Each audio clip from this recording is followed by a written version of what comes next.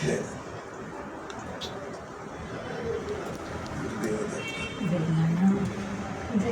गुरुदेव दत्त.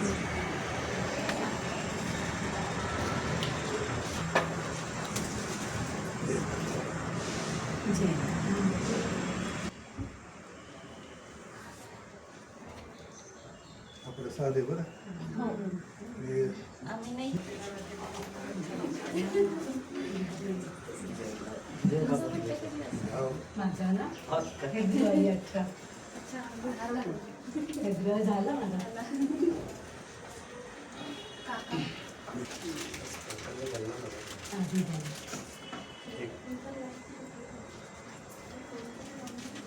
महाराज की जय.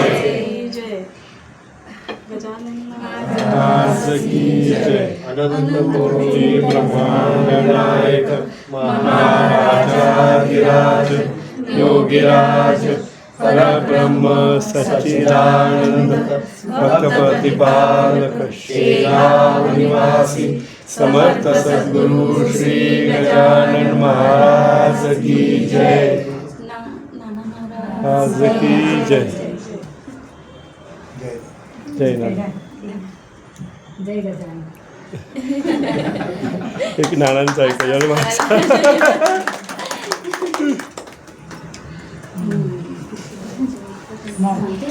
काका कितवा वाढदिवस? हे आता 77 पूर्ण झाले. 78. पण वाढदिवस हे 2-3 वर्ष झाले साजरा होतोय. आयुष्यभरात कधीच वाढदिवस साजरा नाही झाला. पण हे सगळे गुरुबंधू मिळाले मग वाढदिवस. नमस्कार, देव माझ्यावरती स्वागत आहे. आज आपल्याबरोबर नाना महाराजांचा परिवार आहे आणि आमचे वडीलधारी साठे काका आज आमच्याबरोबर आहे. तर हे सगळे आज गुरुपौर्णिमेच्या अनुषंगाने सगळे आज बसलेले आहोत. आणि त्याच्याबरोबर आणखीन एक मोठी गोष्ट की आज काकांचा वाढदिवस तो थोडासा आम्ही साजरा केला. तर हे जी मंडळी सगळी आहे त्यांच्याकडनं आपण नाना महाराजांचे अनुभव, साठे काकांबरोबर त्यांच्या सानिध्य लाभलेलं ते अनुभव या गोष्टी आज आपण घेऊया. गेले 5-6 वर्ष काका आमच्या जीवनामध्ये आल्यानंतर जो पहिला आमचा भास्करने सांगितलं त्याप्रमाणे जो अंधारमय आयुष्य होतं ते खरंच तो म्हणतोय तसं झालेलं आहे. पूर्वी असं काहीच माहिती नव्हतं आम्हाला की कसं राहायला पाहिजे, कसं वागायला पाहिजे, कशा पद्धतीनं आपलं जीवन कसं जगलं पाहिजे, आनंदीमय कसं राहायला पाहिजे, या गोष्टीची काहीच कल्पना पण नव्हती. म्हणजे रोज एखादी पूजा केली, महाराजांचं नाव घेतलं की एवढंच फक्त माहिती होतं. त्या बाकी सगळं काम एक काम किंवा ह्याच पद्धतीनं आम्ही पुढे जात होतो. काका आल्यानंतर खरं म्हणजे त्याला दिशा मिळाली ॲक्च्युली. म्हणजे असं पण असतं, ही पण साधना पण करायला पाहिजे, त्याबरोबर आपल्याला जी उपासना दिली आहे ती पण व्यवस्थित केली पाहिजे. आपण रेग्युलरिटी पाहिजे प्रत्येक गोष्टीमध्ये. आणि स्वतः काका त्याचं जिवंत उदाहरण आहे. बोले तैसा चाले त्याची वंदावी पावले, त्याप्रमाणे काकांचं व्यक्तिमत्व आहे. म्हणजे ते जे करतात स्वतः आधी करतात आणि मग दुसऱ्याला सांगतात. आम्ही इतके वर्ष त्यांच्याबरोबर राहिल्यामुळे ह्या गोष्टी नंतर कळाल्या आम्हाला. पहिलं असं नाही की बाबा कोणतरी चांगलं बोलताना सगळेच चांगले बोलतात, पण वागणूक त्याची कशी असते ही जवळ राहिल्यानंतर कळतं की ती खरं आहे की खोटं आहे. तसं काकांचं आहे आमच्या बाबतीमध्ये खूप. आणि साधनेच्या बाबतीत मध्ये ते खूप पर्टिक्युलर म्हणजे गाईडलाईन आम्हाला खूप छान दिल्या त्यांनी. अगदी की जेवढे तुमचा जप करायचा आहे, म्हणजे जेवढं नाम असेल तेवढा तरी कमीत कमी माळा करा. आणि जी काय बाकीचे तुम्हाला सांगितले आणि ते एका वेळेत करा व्यवस्थित. तर आम्ही ते सातत्य नंतर केल्यानंतर त्याचे परिणाम आम्हाला नंतर दिसायला लागले. हळूहळू आपला म्हणजे पूर्ण बदलून गेलो आपण त्यामुळे. म्हणजे जीवनाकडे बघण्याचा दृष्टिकोन किंवा हे पहिला स्वभाव आपला कसा होता, आत्ताचा स्वभाव कसा आहे, ह्याच्यामध्ये पण खूप फरक पडतोय सगळ्या गोष्टींचा. पूर्ण मॅच्युरिटी खूप चांगली येते आपल्यामध्ये सगळ्या गोष्टी. पण ते पूर्वी आम्हाला ह्या गोष्टी माहिती नव्हतं. काय समोर दिसला त्याला काही बोलत होतो आपण, म्हणजे विचार न करता हे करत होतो. पण तसं होत नाही आता या सगळ्या गोष्टी. डेप्थमध्ये विचार होतो, हे करतो. आपली म्हणजे इफिशियन्सी पण चांगली वाढते. कामामध्ये कॉन्सन्ट्रेशन पण वाढतं. म्हणजे सगळ्याच दृष्टीने ह्या गोष्टी आपल्या दृष्टीने चांगल्या आहेत. दुसरी गोष्ट ते संस्कारामध्ये पण म्हणजे घरात पण कसं वागलं पाहिजे तुम्ही, म्हणजे कुटुंब व्यवस्था कशी असायला पाहिजे आपली, म्हणजे ती वागल्यानंतर तसं वागल्यानंतर कुटुंब व्यवस्था पण चांगली राहते आपली. म्हणजे नुसतं असं नाहीये की आपण बोललो की आपल्यामध्ये स्वभाव झाल्यानंतर कुटुंबामध्ये पण होतात. म्हणजे एकमेकांशी द्वेष नाही पाहिजे, हे नाही पाहिजे, भांडण कधी करायचं नाही, घरामध्ये मोठ्या आवाजात बोलायचं नाही, हे त्यांचं पहिलं सांगितलेलं असतं. तो पूर्वीचा मग तो मोठा आवाज हळूहळू कमी झाला सगळ्या याच्यामध्ये. तर ह्या गोष्टी घडतात. म्हणजे कौटुंबिक दृष्टीनं आहे. काही त्यांनी राष्ट्रीय स्तरावर पण सांगितलं. म्हणजे आपण कसं म्हणजे नुसता आपला स्वतःचाच विचार पण नाही केला, सामाजिक बाजू पण सांगतात ते, की बाबा मदत पण प्रत्येकाला करा, नुसतं आपलंच बघायचं नाही, दुसऱ्याला जे आपलं झालं की बस दुसऱ्याचं काय बघून घेईल तो, असं पण नाही ठेवायचं. करता येईल तेवढी मदत आपण त्यांनाही करायची आहे, सामावून घ्यायची आहे. आणि आध्यात्मिक मार्गामध्ये बाकीचे पण लोक कसे येतील हे पण पाहायला पाहिजे. सगळं आध्यात्मिक मार्गदर्शन पण होतच राहतं त्यांचं ते सगळं त्या बाबतीमध्ये. आणि जिथं चुकतं तिथे काका बोलतात पण, म्हणजे की बाबा हे नाही, हे चुकतंय किंवा हे व्हायला पाहिजे, या सगळ्या गोष्टी सगळ्या पूर्ण. पूर्वी आम्ही नॉनव्हेज घ्यायचो, हे खायचो, म्हणजे ह्या गोष्टी पण होत्या आमच्याकडे. म्हणजे ते माहिती पण नव्हतं हे सगळे काही प्रकार त्यावेळा परंपरा. पण आल्यानंतर काकांनी जेव्हा सांगितलं म्हणजे मनोमय कोश काय असतो, हे काय असतं, या सगळ्या गोष्टी जेव्हा ऐकल्या त्यांच्याकडनं, हे सगळं नंतर आपोआप बंद झाल्या सगळ्या गोष्टी या पूर्ण. तर ते बंद झाल्यामुळे आपले विचार सात्विक व्हायला लागले. विचार झाले की म्हणजे सगळं सात्विक घडायला सुरुवात होत्या. पहिला आपण आपल्यात बदल झाला की मग बाकीच्या गोष्टी पण व्यवस्थित घडायला सुरुवात होते आपल्याला. नमस्कार. सर्वप्रथम पूज्य काकांना वाढदिवसाच्या आजच्या दिवशी हार्दिक शुभेच्छा. जसं गुरुबंधूंनी खरोडे काका यांनी उल्लेख केल्याप्रमाणे काकांचा आयुष्यामध्ये आल्यानंतरचा आपल्यावरचा प्रभाव हा जर एका शब्दात सांगायचा म्हटला तर तुम्ही तुमचा परमार्थ आणि संसार या दोन्ही गोष्टी समांतरपणे कशा योग्य वापरता येतील, म्हणजे परमार्थ करता करताना म्हणजे नामस्मरण करता करता तुमचा परमार्थ जेवढा तुम्ही जास्त कराल त्याच्यामधूनच तुमचा संसार आपोआप तारला जातो, हे काकांचं होतं. आणि मला जर तुम्ही प्रत्यक्षपणे विचारलं किंवा जर काकांच्याकडून शिकल्याच्या गोष्टी हे जर आम्ही जळगावला गेल्यानंतर ज्यावेळी प्रत्यक्ष त्यांच्याबरोबर राहिलो त्यावेळी आम्हाला खरे काका उमगले, की रोजच्या जीवनामध्ये काका कसे राहतात, टापटीपणा, वक्तशीरपणा ह्या ज्या गोष्टी आहेत आणि स्वच्छता, कमालीची स्वच्छता, हे ज्या गोष्टी नानांच्याकडून काकांनी आम्हाला शिकवलेल्या आहेत त्या आम्ही अंगीकारायचा प्रयत्न करू. आणि त्याच्यानंतरचं अध्यात्म म्हणजे नामस्मरण हे जास्तीत जास्त कसं करावं हे काकांनी आम्हाला शिकवलं. आणि प्रत्येकाशी बोलताना प्रेमाने कसं बोलता येईल आणि अगदी काकांच्याकडे जे आहे ते काका इतरांना जास्तीत जास्त कसं देता येईल याचा प्रयत्न करतात. मग ते नामस्मरण असू देत, अध्यात्म असू देत किंवा अजून संसारातल्या लागणाऱ्या ज्या काही शिकवणुकीच्या गोष्टी आहेत त्या जास्तीत जास्त काका देण्याचा प्रयत्न करतात. आणि अध्यात्म, नामस्मरण आणि परमार्थ या गोष्टी कशा चांगल्या पद्धतीने करता येतील हे काकांच्याकडून आम्हाला जास्तीत जास्त शिकायला मिळालं. आणि काकांच्या विषयी बोलायचं झालं तर मी एकच वाक्य म्हणेन, जसं आपल्याला हरणाला कस्तुरी त्याच्याजवळ आहे याचं त्याला माहीतच नसतं, पण हे बाकीच्यांना महत्त्व माहीत असतं, तसं काकांच्याकडे काय आहे आणि काकांच्यामुळं आपल्या आयुष्यामध्ये काय बदल झालेला आहे, म्हणजे त्या कस्तुरीच्या नामस्वरूपी कस्तुरीमुळे आमच्या आयुष्यामध्ये काय बदल झालेला आहे हे आम्हाला चांगलं जाणवलेलं आहे. आणि आमचं हे भाग्य आहे, जसं की आपण हातांनी भरलेली फुलांनी भरलेली ओंजळ ज्यावेळी देवाच्या चरणी वाहतो त्यावेळी त्यातली काहीच फुलं त्या देवाच्या चरणी जाऊन पोचतात. तसं आम्ही सर्वांचं हे भाग्य आहे की आम्हाला काकांनी त्यांच्या चरणाजवळ स्थान दिलेलं आहे आणि ते शेवटपर्यंत आमच्याकडून नामस्मरण करून घेऊन ते टिकवून ठेवावं हीच काकांना प्रार्थना. जय नारायण. नमस्कार. पहिल्या प्रथम साठेदादांना, म्हणजे माझे ते मोठे भाऊच मला वाटतात, आणि त्यांनी पण मला बहिणीचा हे दिलेला आहे, सन्मान दिला आहे. त्याप्रमाणे साठेदादांना वाढदिवसाच्या हार्दिक शुभेच्छा. ॲक्च्युली दुसरी महत्त्वाची गोष्ट म्हणजे फातर्फेकर दादा, तुमचे खूप मी आभार मानते.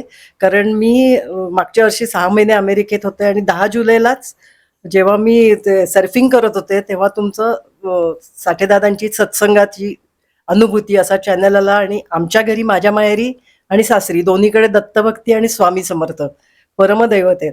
तर इकडे स्वामी समर्थांचा फोटो आणि इकडे साठेदादांचा मी एकदम हे झाले की म्हणलं अरे हे तर स्वामी समर्थ म्हणजे चालते बोलते स्वामी समर्थ आपल्याला दिसत आहेत. पण माझं असं झालं की मी पुण्याला इस्तोर ते जळगावला गेले होते आणि मग तुम्ही मला त्यांचा नंबर दिलात. तर मी त्यांना तसं कॉन्टॅक्ट केला आणि त्यांना लिहिलं सगळं. मी खूप हे झाले तुमचं दर्शन घेऊन. तुम्ही मला खूप बरं वाटेल की मला सगळं आध्यात्मिक मार्गदर्शन केलं. तर मी ते माझा मेसेज जातोय तोवर त्यांचा दुसऱ्या क्षणी फोन आला की मला पण खूप आनंद वाटतोय तुम्ही एवढं लिहिलं म्हणून. आणि त्यानंतर मग त्यांनी मला सांगितलं तुम्ही ताई फक्त एक काम करा, तुम्ही मी सांगतोय तेवढं नामस्मरण करा.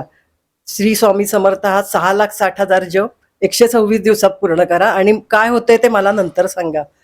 मध्ये मध्ये त्यांनी त्यांचे अनुभव पण पाठवले, पण थक्क होण्यासारखे अनुभव होते आणि त्या ह्यानी अजूनच नामस्मरणाची गोडी लागली. 126 दिवसाचं नामस्मरणात त्यांनी दिलेलं मला टार्गेट होतं ते मी जवळजवळ 70 दिवसातच पूर्ण केलं आणि त्यांना फोन केला. ते म्हणले अजून वाढवा, जितकं वाढवाल तितकी तुमची मनाची शुद्धता वाढत जाईल. आणि त्याप्रमाणे मला तसे शांतता खूप लाभत गेली. पहिलं जे असं थोडं कन्फ्युजन असायचं, संसारातल्या अडचणी असतात त्याच्याबद्दल क्लॅरिटी यायला लागली आणि म्हणजे जी एक चिंता असायची ती कमी झाली थोडी. दुसरी एक गोष्ट जाणवली की त्यांना म्हणलं दादा तुमच्यामुळे झालं हा सगळं. तर ते म्हणले नाही नाही अहो नाना आहेत ना, नाना महाराज. तर मग मी 1984 साली नाना महाराजांचं दर्शन घेतलं होतं, त्यामुळे मला नाना महाराज माहीत होते. पण त्यांच्याबद्दलची अजून माहिती साठेदादांकडून कळली. आणि आज म्हणजे मी या 4 माझे हे गुरुबंधू आहेत त्यांच्या मानाने मी खूपच 1 वर्ष पण अजून होते त्यांच्या सान्निध्यात आले. पण येणारे अनुभव अलौकिक आहेत. एक तर मनाची खूप शांतता, गोंधळून न जाणं, कधीही फोन केला तरी तेवढ्याच प्रेमाने आणि सकाळी केला 7ला रात्री 11ला केला तरी तेवढ्याच प्रेमाने ते आपल्याला मार्गदर्शन करतात. स्वतःच्या गुरुच्या अस्तित्वात स्वतःचं अस्तित्व मिसळून जाणं काय असतं हे साठेदादांना बघितल्यावर लक्षात आलं. आणि माझे तर स्वामी समर्थच आहेत ते. मी सगळ्यांना माझ्या घरच्यांना फोटो दाखवला तर थक्क होण्यासारखंच आहे. मी खूप भाग्यवान आहे की मी आणि माझ्या घरचे. आणि परत त्यांनी मला नाना महाराजांची पुडी दिली. देव दादा, खरोटे दादा हे सगळेच म्हणजे माझे गुरुबंधू, त्यांची खूप आभारी आहे. देवदादांनी पण मला खूप मार्गदर्शन केलं. सगळ्यांचेच खूप खूप आभार. विद्याताईंचे सुद्धा खूप प्रेमळ आणि दोघंही एकमेकांना साजेस आहेत. तुम्हाला उदंड आयुष्य लाभो आणि आरोग्य लाभो. आम्हाला कायम तुमच्या चरणाशी जागा द्यावी हीच इच्छा. जय दादा. आता ताई बोलल्या की चरणाशी, तुमच्या चरणाशी आम्हाला ठेवा. आता तशी पात्रता पाहिजे ना, तर ती पात्रता नानांच्या जवळ आहे. आपण सगळ्यांनी नानांना विनंती करावी की नाना तुम्ही आम्हाला तुमच्या चरणाजवळ ठेवा आणि आम्हाला सगळं आमचं जीवन जे आहे उर्वरित आयुष्य हे खूप आनंदी करा आणि आनंदातच आमचं जीवन जाऊ द्या. आमच्याकडनं खूप नामस्मरण करवून घ्या. आणि आजकाल हे जे कलियुग आहे, या कलियुगामध्ये नामस्मरणालाच खूप जास्त महत्व आहे. आपण इकडचं तिकडचं काहीतरी करत बसतो, त्याच्यापेक्षा नामस्मरण करावं आणि आपल्याला जो आवडता देव आहे त्याचं करावं, म्हणजे आणखीन आपली पात्रता वाढते. कारण तो जो देव आहे तो तुमच्या हृदयात वसलेला आहे. प्रत्येकाचा देव वेगळा वेगळा असतो. एकच एक देव घेऊन चालत नाही, कारण देवाचेच प्रकार खूप आहे. मी आता पाहतोय आमच्या देवाचे प्रकार, असे वेगळे वेगळे प्रकार सगळे भरपूर आहेत. तर आपण आपल्या शरीरात आपल्याला आवडता जो भगवंत आहे त्याची आराधना करत राहा. आणि एक खरं सांगू तुम्हाला, सध्या यूट्यूब चॅनल्स वगैरे अनेक खूप झाले. एक बाष्पळ बडबड आहे ही माझी. ते काय, प्रत्येक जण आपल्या देवाची महती गाण्यासाठी म्हणून असे यूट्यूब चॅनल्स तो तयार करतो. तर आपण त्यांच्या भानगडीत न पडता आपण आपल्याला जो आवडता देव आहे त्याची आराधना मनापासून करावी, ती सफल होते. कारण प्रत्येकाला असं वाटतं की यूट्यूब चॅनलवाल्यांना किंवा माझाच देव श्रेष्ठ आहे, प्रत्येकाने माझ्याच देवाची आराधना करायला पाहिजे. पण असं नाही आहे. प्रत्येकाचा देव वेगळा वेगळा आहे आणि प्रत्येकाने आपली आपली स्वतंत्र आराधना करावी. म्हणजे जीवनातला आनंद द्विगुणित होतो आणि खूप आनंद येतो. आता आम्ही दोघं जण आहोत, आम्ही नानांचे दोघं जण अनुग्रहित आहोत. मला नानांनी मंत्र देताना दत्ताचा दिलाय आणि माझ्या बायकोला त्यांनी महादेवाचा दिलाय. पण नाना असं समजून घ्यायचे की याला कोणत्या देवाची फलप्राप्ती होईल, त्याप्रमाणे नाना तसा अनुग्रह द्यायचे. त्यामुळे आपल्याला जो देव आवडतो त्याची आपण आराधना करावी, प्रार्थना करावी. अहो, जीवन हे आहे ना आनंदीच आहे आणि भगवंताने जे काही बनवलंय ना ते सगळं आनंदाचंच बनवलंय. त्याच्यात आम्ही दुःख टाकायचा प्रयत्न करतो. भगवंत आनंदीच आहे आणि त्या आनंदामध्येच आपण आपला आनंद मिसळायचा आणि सगळ्यांना आनंदी द्विगुणित करायचा. आणि हेच ध्येय जर कधी आपण कायम ठेवलं तर सुखी संसार कसा असतो हे प्रत्येकालाच त्याची जाणीव होईल. श्रीपाद श्री वल्लभ श्री नरसिंह सरस्वती स्वामी महाराज की जय. श्रीमद परमहंस परिव्राजकाचार्य श्रीमद वासुदेवानंद सरस्वती स्वामी महाराज की जय. श्रीमद परमहंस परिव्राजकाचार्य अधमोद्धारक भक्तवत्सल चैतन्यानंद नाना महाराज की जय. काका म्हणजे नाना महाराजांचे चैतन्य स्वरूप वात्सल्य मूर्ती आहे. शांती, समाधान, प्रेम, दयाळूपणा, कठोरपणा हे सगळे गुण त्यांच्यामध्ये दिसतात. जिथं ज्याला परखड सांगायचं तिथं त्याला सांगतात, परखडपणे सांगतात. आम्हाला त्यांच्याकडनं काय शिकायला पाहिजे तर ह्या गोष्टी पहिले शिकणं गरजेचं आहे. किंवा लोकांना कसं समजून सांगता आलं पाहिजे, लोकांना कसं प्रेम देता आलं पाहिजे. त्याच्यानंतर कधी तुम्हाला कठोर व्हायला पाहिजे हे पण तुम्हाला शिकलं पाहिजे. काका आमच्याकडनं ह्या सगळ्या गोष्टी करून घेतात. आजच्या घडीला ते म्हणलं ना, काका तुम्ही आमच्याकडनं करून घेतात, तर काका काय म्हणतात, मी नाही करत, नाना करतात. म्हणजे काय, दासांचे दास. आता आम्हाला त्यांचे दास होण्याची इच्छा आहे, तर त्यांनी आम्हाला त्याच्यामध्ये सामावून घ्यावं एवढीच प्रार्थना करतो. काका तुम्हाला वाढदिवसाच्या खूप खूप शुभेच्छा आणि मी थांबवतो. काका, तुमच्या सहवासात आल्यानंतर तुम्ही जे काही आम्हाला विचार दिले तर त्याच्या आम्ही ती शिदोरी घेऊन आम्ही पुढे चाललोच आहे. पण त्या शिदोरीमुळे काय झालं की आपल्यावरती संसार म्हटलं की काही चढ उतार असतात, मान अपमान असतात, काही असू शकतं. पण त्या ह्याच्याकडे आपण किंवा संकटांकडे धैर्याने तोंड देण्याची आमच्यामध्ये ती कपॅसिटी आली. किंवा एखाद्या गोष्टी आपल्या मनाविरुद्ध घडलं की लगेच आपण त्याची प्रतिक्रिया नाही द्यायची, जरा थोडासा संयम ठेवायचा आणि मग ती काही कालाने द्यायची. अन्याय तर नाही सहन करायचा, पण तो कालांतराने आपण योग्य प्रकारे त्याचं उत्तर कसं द्यायचं हे काकांच्या इतर जे सत्संग असतात त्यात जे सांगतात त्याच्याने मात्र आलंय. आणि जो काही तुमच्या सहवासात राहिल्याने आलेला प्रत्येक अनुभव असतो ना तो आंतरिक असतो. प्रत्येक वेळी तो शब्दातनं नाही प्रकट करतायत. आणि अशा मन स्थिर ठेवून कसं राहायला पाहिजे हे तुमच्याकडनं आम्ही शिकलो. दुसरी गोष्ट, आपल्याला नेहमी वाटतं लहानपण देगा देवा मुंगी साखरेचा रवा, पण ह्याचा अर्थ असा नाही की बालपण छान आपलं आहे. तुम्ही मोठे आहात आणि आम्ही लहान आहोत, तर हे लहानपण आम्हाला अपेक्षित आहे आणि तुम्ही आम्हाला तसं मार्गदर्शन केलं पाहिजे.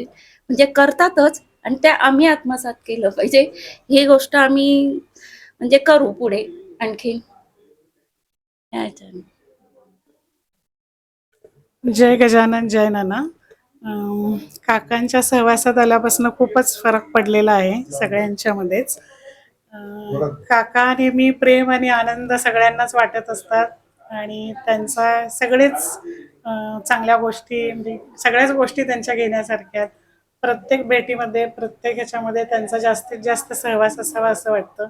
प्रत्येक भेटीत नवीन नवीन गोष्टी आपल्याला शिकायला मिळतात आणि खूप आनंद मिळतो. काका प्रत्येक अडचणीत काही ना काहीतरी आपल्याला सांगतात. त्यांच्यामुळे उपासना चालू झाली आणि ती अशीच चालू राहावी भरपूर ही प्रार्थना. आणि काकू पण आम्हाला खूप काही गोष्टी शिकवत असतात, उदाहरणांमधनं सांगत असतात. काकूही खूप प्रेमळ आहेत. काकूंचाही आशीर्वाद नेहमी कायम पाठीशी राहू द्या. जय गजानन. एक सांगा, तुम्हाला साठी काका फक्त प्रॉब्लेम असतात तेव्हाच आठवतात? नाही नाही नाही नाही, असं नाही. रोजच आठवतात, रोज काकांची आठवण येते. अडचण असल्यावरती जास्ती आठवण येते. आणि काकांशी नुसतं बोललं तरी अर्धा प्रॉब्लेम म्हणजे तो गेलेलाच असतो प्रॉब्लेम. असं काही नाही की फक्त अडचणीत रोज आठवण येते काकांची. नाना महाराज की जय. जय गजानन. मला खरं तर काकांना भेटून 1-2च वर्ष झाली असतील आणि असं मी कधी कोणाला असं कधी म्हणजे नरेंद्र जितका आध्यात्मिक किंवा त्याचं जितकं इंटरेस्ट आहे तेवढा खरं माझा नाही. पण काकांना भेटल्यानंतर ना ते आपल्यातलेच वाटले. म्हणजे माझा असा विचार होता की असे एखादे सिद्धपुरुष भेटले की त्यांच्या जीवन वेगळं असेल. त्यांना आपण जसं जगतो तसं आपल्यासारखे प्रॉब्लेम्स किंवा आपण ज्याच्यात आनंद घेतो किंवा आपल्याला गप्पा वगैरे असं ते नसतील मारत, असं माझं हे होतं. म्हणून असं वाटायचं की नाही आपल्याला फक्त एक नमस्कार केला, हे केलं. पण ते इतके वेगळे आहेत ना, ते असे आमच्यावर पण असे जोक्स मारतात आणि खूप आपल्यासारखेच वाटतात. म्हणून मला वाटतं मी जास्ती कनेक्टेड झाले. नाहीतर मी सहसा जात नाही असं कुठे. आणि मग मला असं वाटायला लागलं नाही, आपण यांच्याशी कनेक्टेड आहोत आणि नुसतं त्यांना भेटलं की प्रॉब्लेम असा नाही, फक्त आशीर्वादच म्हणजे. आणि त्यामुळे असं वाटलं की नाही आपण यांच्या म्हणजे आपण ह्या ग्रुपमध्ये आम्ही आलो तर खूप आनंद झाला मला, की नाही हे छान आहे म्हणजे आपल्याला हे आवडतंय. आणि त्यांचे आशीर्वाद त्यांनी नामस्मरणाचं जे सांगितलं ना त्याचा इतका लगेच अनुभव आला की कधी-कधी झोप लागत नाही आणि मला तर नाहीच लागत. नरेंद्र तर असं पडला की झोपला म्हणजे. आणि मग त्यांनी सांगितलं होतं की नामस्मरण करा. मग मी एकदा असंच खूप हे झालं तर नामस्मरण केलं आणि खरंच इतकं आश्चर्य आहे की दुसऱ्या मिनिटाला झोप लागली. म्हणजे कळलंच नाही की कधी झोप लागते आणि खूप पॉझिटिव्ह वाटतं की हां, त्यांचा आशीर्वाद आहे, सगळं चांगलंच होणार. किंवा जरा एखादा प्रॉब्लेम जरी आला तरी त्यातनं होणारं जे आउटपुट आहे ते नक्की चांगलं आहे. जसं हिचं परीक्षा आहेत, पण त्यांनी सांगितलंय की तिच्या म्हणजे ती होणार आहे यशस्वी. मग भले ती एखादी पायरी तिची फेल्युअर आला असेल, पण पुढे सक्सेस आहे. त्यामुळे खूप असं छान वाटतं. आणि असं कधी ते जसं मगाशी कोणीतरी सांगितलं ना, कधीही फोन करा. ते कधीच असं दिसत नाही की त्यांना असा राग आलाय आपला फोन आल्यामुळे. ते लगेच फोन घेतात आणि सगळं अगदी चौकशी करतात. म्हणून खूप कनेक्टेड वाटतं. काकू तर म्हणजे आपलीच काकू आहे असं वाटतं. तिकडे आम्ही जळगावला गेलो तर असं त्यांच्या स्वयंपाकघरात जाऊन काही करायचं की नाही असं काही बंधन नाही. असं वाटलं आपण आपल्याच नातेवाईकांकडे गेलो. त्यामुळे खूप छान अनुभव आहे आणि असंच असावेत. आयुष्यभर राहावा तुमचा आशीर्वाद. तुम्हाला वाढदिवसाचे खूप खूप शुभेच्छा आणि असंच तुमची कृपादृष्टी आमच्यावर ठेवा. कुठे चुकत असेल तर किंवा चुकलं असेल काही तर त्याच्यासाठी सॉरी. आणि देवाला हीच प्रार्थना आहे की तुम्ही कायम आमच्या सोबत राहा. देव तुमच्यावर बोलत आहे. अहो, ते फक्त नाव आहे, बाकी काय. धन्यवाद. परमपूज्य नाना महाराज की जय. आमच्या जीवनात खूप खूप छान चांगले चांगले प्रसंग आले. नाना महाराज की जय. सगळ्यात मोठा बदल झाला जो काका भेटल्यानंतर तो माझ्या आयुष्यातला असा की परमार्थ सोपा वाटायला लागला किंवा माझ्या टप्प्यातला वाटायला लागला. नाहीतर आधी असं होतं की थोडं किंवा नुसतं देवधर्म म्हणजे फक्त पूजा करणं किंवा बाकीचे कुळाचार करणं हे म्हणजे फक्त आपण परमार्थिक झालो असं नाही. आणि तेही सोहळं पाळणं ह्या सगळ्या ज्या गोष्टी आधी जे वाटायचं की थोडंसं आपल्या टप्प्यातलं नाही किंवा घरातली कामं किंवा ह्या सगळ्या गोष्टी सांभाळून ते गृहिणीला तेवढ्या ह्याच्यापर्यंत होत नव्हतं. मग जेव्हा मी काकांना भेटले तेव्हा मला असं वाटायला लागलं की अरे हा, काकांनी सांगितलं की खूप सोहळं पाळणं. उलट तो देव सुद्धा असं म्हणेल की अरे म्हणजे देवाला सुद्धा आपल्याला मिठी मारायची असेल तर देव असं म्हणेल अरे नको राहू दे, हा सोहळ्यात आहे, मी याला कसं मिठी मारू. हे काकांचं वाक्य मला सारखं आठवतं. आणि मग असं वाटायला लागलं की अरे हा, आपण करू शकतो. म्हणजे की सगळं फक्त सोहळ्यातच नामस्मरण झालं पाहिजे, पूजा अर्चा सगळं हे असं झालं पाहिजे असं नाहीये. आणि तेव्हापासून म्हणजे सुरू झाला प्रवास तो की रोज नामस्मरण करणं म्हणा किंवा उठता बसता सुद्धा नामस्मरण झालं पाहिजे हे काकांनी सांगितलं. तर हा एक मोठा बदल झाला.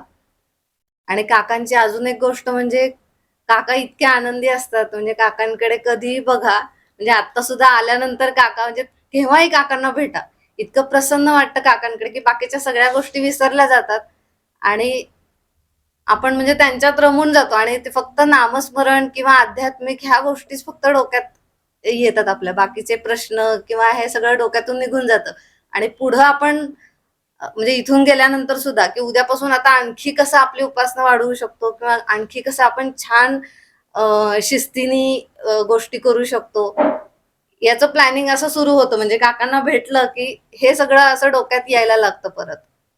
तर हा एक खूप प्रत्येक वेळेस नवीन आम्हाला असं जाणवतं. प्रत्येक वेळेस आम्हाला तो उत्साह आणखीन वाढतो. काकांना जेव्हा जेव्हा भेटतो तेव्हा प्रत्येक वेळेस नामस्मरणाचा उत्साह आमचा वाढलेला असतो. हा एक मोठा हे आहे. आणि काकूंकडून सुद्धा खूप गोष्टी शिकायला मिळतात की काकूंचं एक वाक्य असतं म्हणजे मुलींना शांतपणे मुलींना सांगायचं किंवा त्यांना कसं वाढवायचं. म्हणजे मी काकूंकडून सुद्धा खूप गोष्टी शिकते. रागवायचं नाही, गोड बोलून त्यांच्याकडून गोष्टी करून घ्यायच्या. असं म्हणजे दोघांकडूनही आम्ही भरपूर शिकतो आणि ते प्रत्येक भेटीत आम्हाला काहीतरी नवीन शिकायला मिळतं. आणि मला असं वाटतं की आपलं म्हणजे बऱ्याच जणांचं होतं किंवा माझं तरी होतं की सगळी कामं आहेत किंवा कधी करायची उपासना, कधी करतात. तर म्हणजे काकांचं जेव्हा काका शेती करायचे किंवा खूप कष्ट करायचे, तरी त्यांचं नामस्मरण चालू होतं. काकूसुद्धा त्यांच्या संसारातून वेळ काढून भरपूर नामस्मरण करतात. तर ते बघून थोडंसं आपण पण करावं अशी अजून इच्छा जास्त होते. नाहीतर युजुअली माझं असं व्हायचं की मला वेळच नाही मिळत किंवा कधी करायचं किंवा मी असं सगळ्यांना विचारत राहते की तुम्ही कधी करता, तुम्ही कधी करता? मुलं मोठी झाल्यावर करतात का? आपली कधी? तर मग ते एक थोडंसं क्लॅरिटी काका-काकूंकडे बघितल्यावर अजून जास्त येते, की काम असलं, काही कष्ट असले तरी पण नामस्मरण हे केलंच पाहिजे. ते मोठी एक ऊर्जा मिळते किंवा एक इच्छा होते त्यांच्याकडे बघून, की आपणही केलं पाहिजे. 1972 साली गुळवणी महाराजांच्याकडनं मला शक्तिपात योगाची दीक्षा मिळाली आणि महाराजांनी माझ्याकडनं त्यावेळेस खूप अधिष्ठान करून घेतलं. 10-10, 12-12 तासाचं अधिष्ठान होतं आणि त्यावेळेस मला असं वाटायचं की आपल्याला लग्न करायचं आणि आपण संन्यास घेऊ आणि कुठेतरी लांब घर सोडून चालले जाऊ. आणि त्याच कालावधीमध्ये महाराजांनी देह ठेवला आणि माझ्या जीवनामध्ये नाना महाराज आले आणि नाना महाराजांनी सांगितलं की अरे नाही, संसारात राहून तुला जे सुख मिळेल ते तुला संन्यास घेऊन सुख मिळणार नाहीये. मग तू संसार केला पाहिजे, लग्न केलं पाहिजे, कारण तू तुझ्या आईवडिलांचा एकुलता एक आहेस, तर त्यांचा आनंद हिरावून घेऊ नकोस. म्हणून लग्न ठरलं. आणि ही विद्या आहे पहिल्यांदाच दाखवायला आणलं होतं त्यावेळेसची गोष्ट सांगतो. आम्ही 12-13 चुलत भाऊ आहोत आणि माझे आजोबा, आजी, आई वडील, माझे काका वगैरे 25-30 जणांचं कुटुंब. आणि विद्याला आमच्याकडे दाखवण्याचा कार्यक्रम केला जातो त्याप्रमाणे आमच्या तिथे जळगावच्या हॉलमध्ये आपल्या दाखवायला आणलं होतं. आणि मी कोण आहे हिला माहीत नव्हतं. म्हणजे ही खरी महत्वाची गोष्ट होती. आणि तिने जे काही केलं तिला माहितीच नाही की आपला नवरा कोणता आहे, काय करायला पाहिजे. आणि ती हो हो म्हणत होती. माझ्या आजोबा तिला प्रश्न विचारत होते. तिला आजोबांनी एक गाणं पण म्हणायला सांगितलं होतं.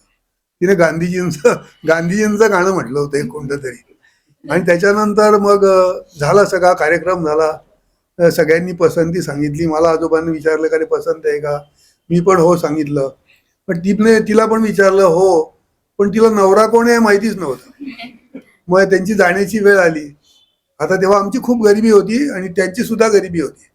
तिच्या वडिलांना 1,500-2,000 हजार रुपये पगार होता आणि तेवढा पगार तर मला पण नव्हता त्या काळामध्ये.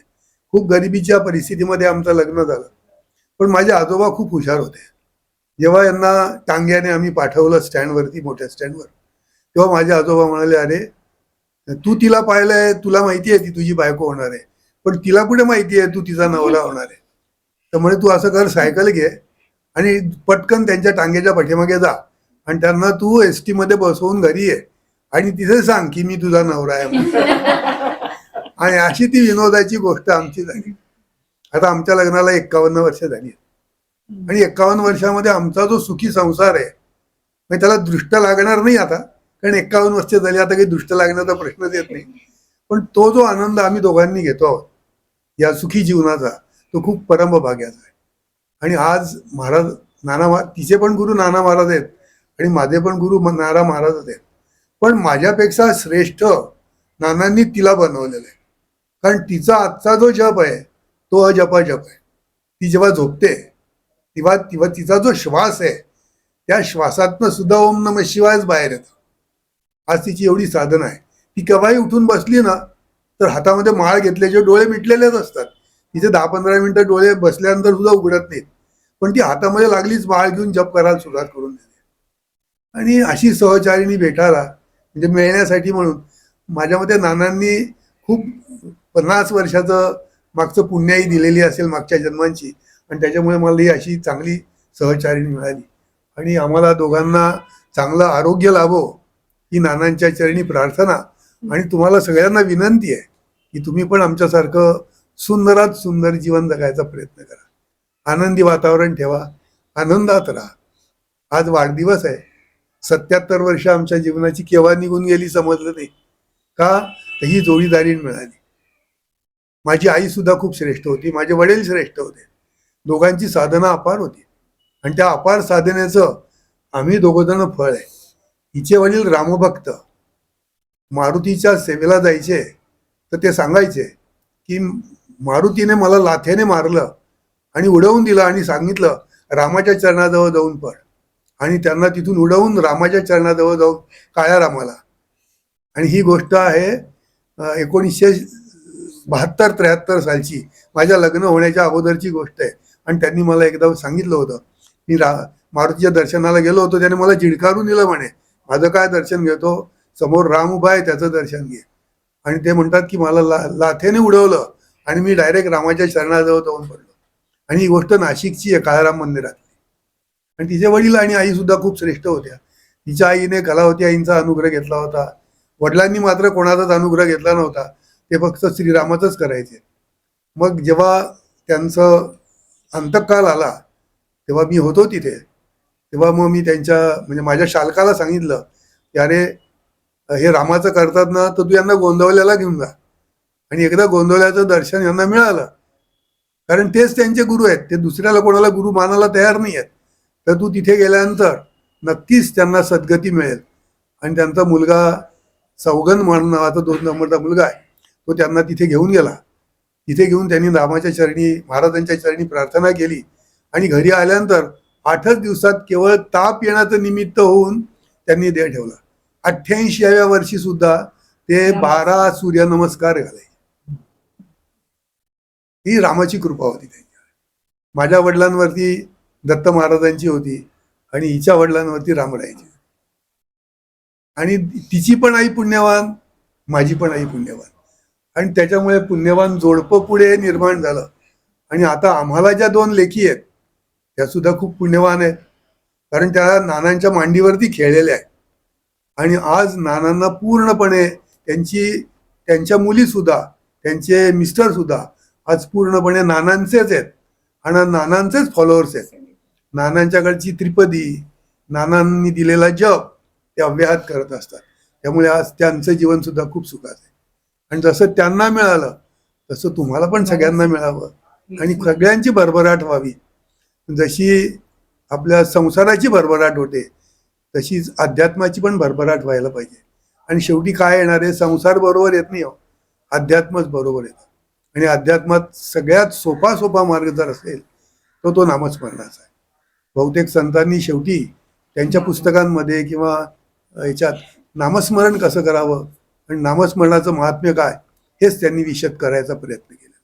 तर आपण सगळ्यांनी मिळून नामस्मरण करावं ही नानांच्या चरणी प्रार्थना.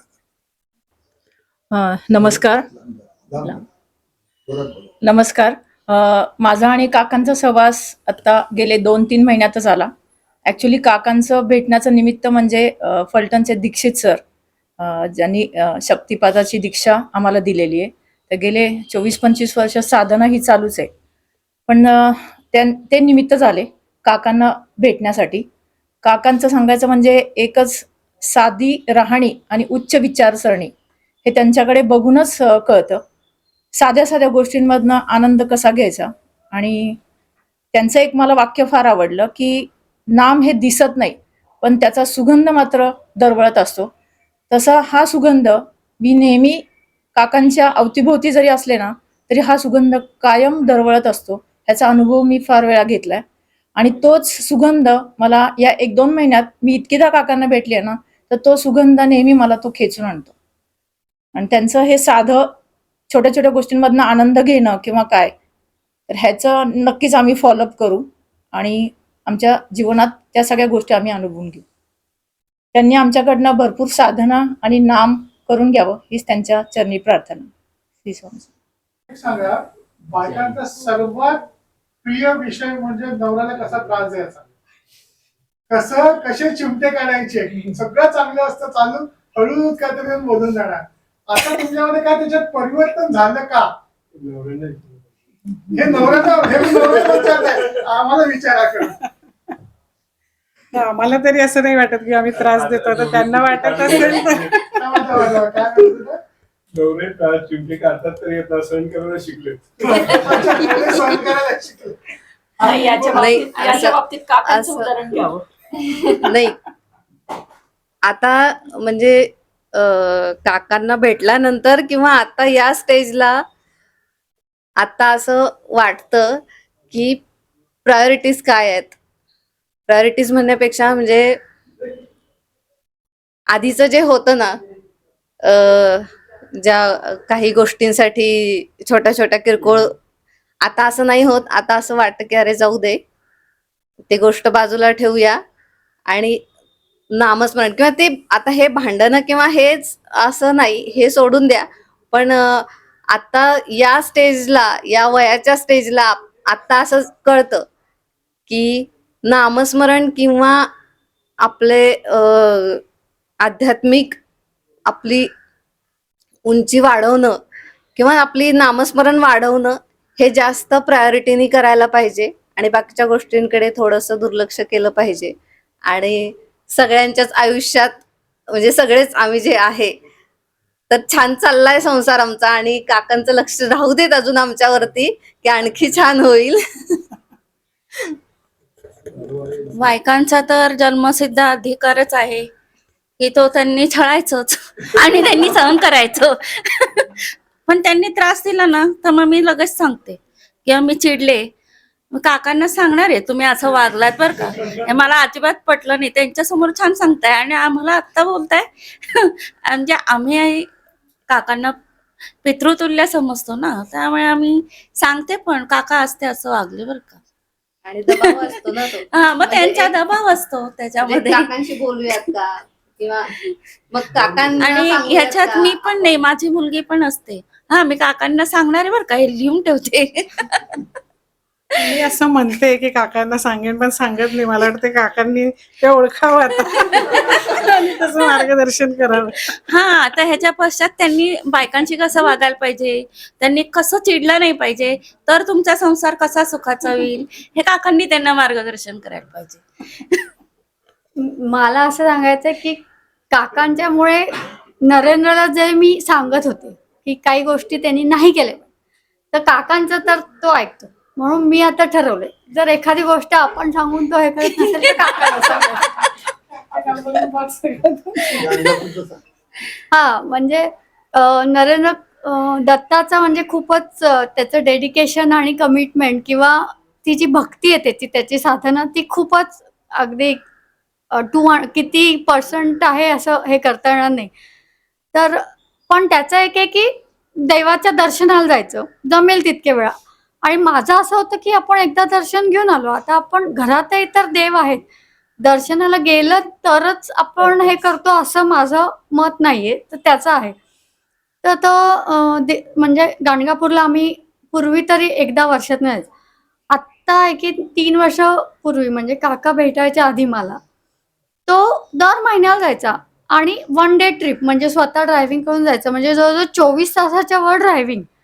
आणि मग असं व्हायचं की ठीक आहे, तू जा, तुझं सगळं आहे, पण घरात जे असतात त्या लोकांना काळजी असतेच, तर त्याचं त्याला काही नाही. मग काकांनी त्याला म्हणजे त्याला आधीच सांगितलं होतं, हे मला नंतर कळलं, की आता तू जायचं नाहीस. आणि मला असं वाटतं ते बरोबर पण आहे, की कुठे थांबलं पाहिजे हे कळायला पाहिजे किंवा कशात आहे आपलं हे. तो त्यांचं त्यांनी ऐकलं. त्यामुळे आता मला असं वाटतं, की अशी काही गोष्टी आहेत, की जर त्याला माझं पटत नाही, तिथे काकांचं तर तो ऐकतोच ऐकतो. नेहमीच आपण कसं होतं की संत लोकांना आपल्या घरी बोलवतो की जे मोठे लोक आहेत त्यांना. पण आम्ही भाग्यवान की आम्ही काकांच्या घरी राहिलो. त्यामुळे आम्ही जवळून ते जे नेहमी सांगतात, अरे घरामध्ये असं वागा, तसं वागा. आम्ही 1-2 दिवस नाही, चांगले 4-5 दिवस राहिलो. त्याच्यामुळे त्यांच्याकडे बघून ते जे सांगतात, म्हणतात ना की जसं सांगतो तसं वागावं, हे करावं. तर ते त्यांच्याकडनं आम्हाला कळालं, की आपल्या भौतिक युगात राहून सुद्धा भौतिक सुखापासून लांब राहणं आणि अर्थाला किती महत्त्व द्यायचं. ते त्यांच्या जवळ राहिल्यामुळे ते समजलंय, की बाकीच्यांना बाजूला ठेवून तुम्ही अध्यात्माकडे कसं जाल किंवा व्यवहारामध्ये तर कोणीतरी आपल्याला दुखावतं किंवा काही होतं, तर त्यावेळेस आपण त्या गोष्टीकडे दुर्लक्ष करून अध्यात्मात कसं लक्ष द्यायचं, हे काकांकडनं शिकलो आम्ही.